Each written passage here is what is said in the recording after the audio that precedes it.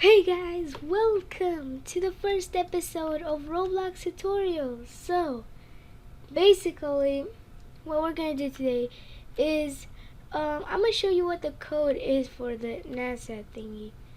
You need 500k money to actually unlock it. Now, I don't have 500k money on this account, so I'm gonna go on my other account, on one of my other accounts that has 500k money.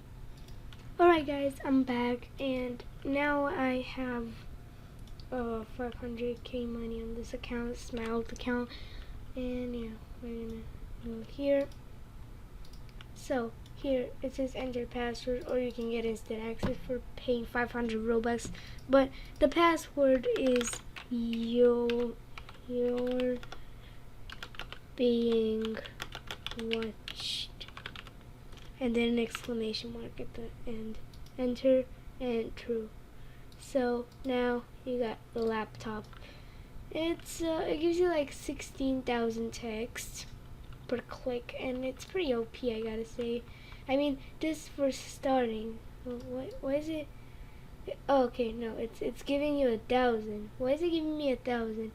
On my main account, it was giving me like 16,000 per click. I don't know, but I guess for starting out or something like that, it's a pretty good laptop.